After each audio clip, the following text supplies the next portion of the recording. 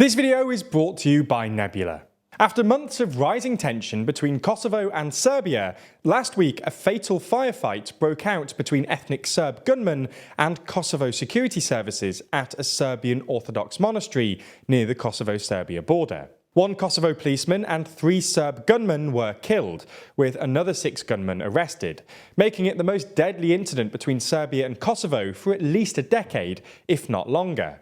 Kosovo Prime Minister Albin Kurti accused the Serbian state of supporting the gunmen, while the Serbian President Aleksandar Vučić denied the accusation and instead blamed Kurti for, quote, provocations.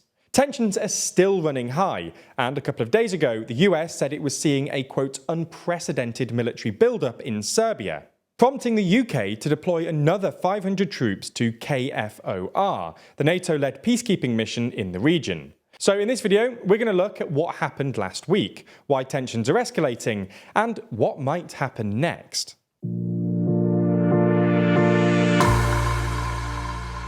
Before we start, if you haven't already, please consider subscribing and ringing the bell to stay in the loop and be notified when we release new videos. So with any video about Kosovo, it's best to start with a bit of context. Kosovo and Serbia were both part of Yugoslavia until the late 90s, when, during the Kosovo War, NATO ended up intervening decisively in favour of Kosovan separatists, despite never receiving authorisation from the UN. Milosevic eventually agreed to withdraw all federal forces from Kosovo, and Kosovo was placed under UN supervision, before unilaterally declaring independence from Serbia in 2008. The declaration was illegal under Serbian law, but the International Court of Justice advised that it was not a violation of international law. And the Republic of Kosovo was subsequently recognised by a majority of European Union countries and the United States.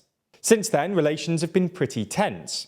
While it might have de facto autonomy, Serbia doesn't recognise Kosovo's sovereignty, and ethnic Serbs living in Kosovo, who represent about 8% of the Kosovo population, and generally don't recognise Kosovo as a sovereign state, regularly protest efforts by Kosovan authorities to assert their jurisdiction.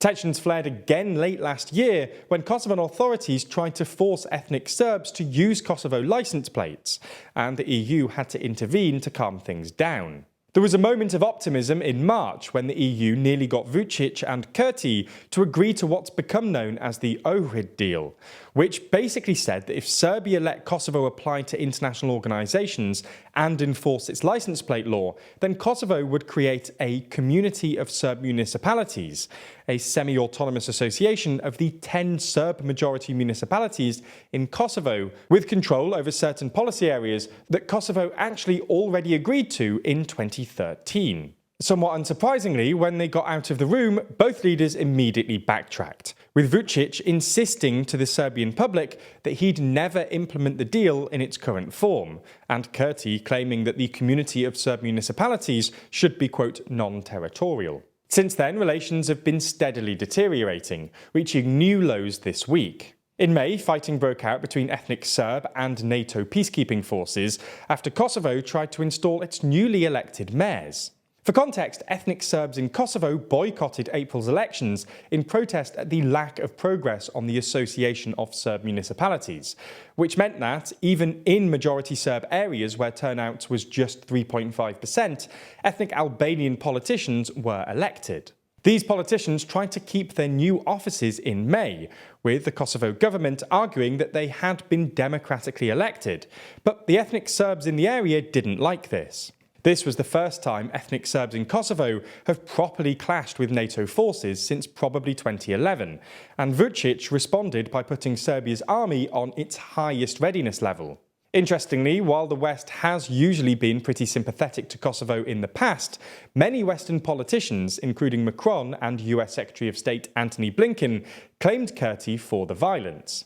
Blinken issued a particularly critical statement, and both the US and the EU imposed limited but politically significant sanctions on Kosovo, including a reduction in military and economic cooperation. Then, in June, Serbian authorities arrested what they described as 3 fully armed Kosovo police officers inside Serbia. Kosovo denied that the officers were in Serbia, and instead claimed that they were still within Kosovo's border. Kurti described the events as a kidnapping and demanded that they be released, which happened a week or so later.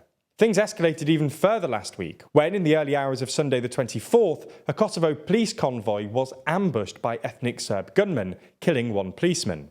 The gunmen fled to a nearby Serbian Orthodox monastery, where they were surrounded by police. After a firefight in which 3 gunmen were killed, with another 6 gunmen duly arrested.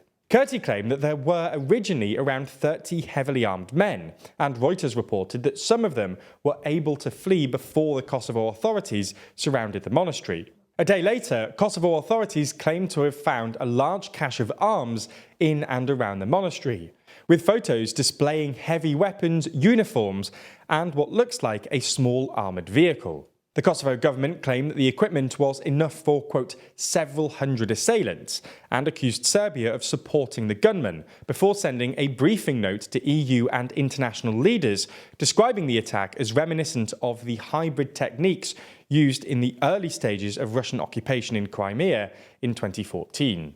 Unsurprisingly, Vučić denied the allegations, and later in the week the former vice president of the Serb-list political party took responsibility for the attack, claiming that he organised the attack without support from the Serbian government. For context, Serb-list is the largest Serb party in Kosovo, and the former vice president has accused Kurti of illegally occupying northern Kosovo.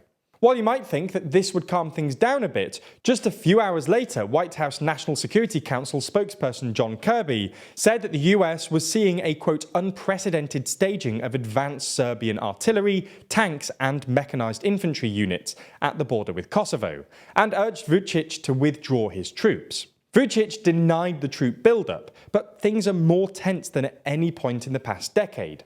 And on Sunday, NATO announced that it would deploy another 500 troops to KFOR, the second increase in just a few months.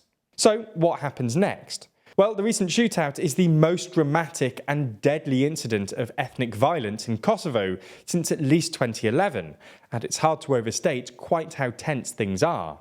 International leaders met in Brussels last week to discuss the issue, but a new agreement looks unlikely because, well, all recent diplomatic efforts have failed and relations have been deteriorating pretty consistently now for about a year.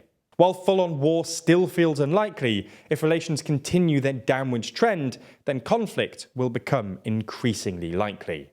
That's all we have time for today, but if you're the kind of person who wants to dive deeper into the more technical and analytical side of these stories, then you ought to check out the Daily Discussion, where our writing team are let loose to discuss stories just like this one, diving deeper into news stories and unpacking the hidden details that they found fascinating, but they're either too long or too academic to make it into the final script.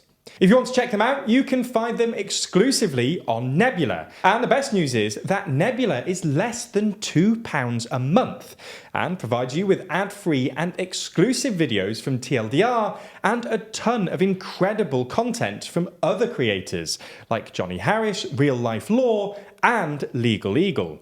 Check it out by clicking on the link in the description and make sure you use our link so they know that you came from us.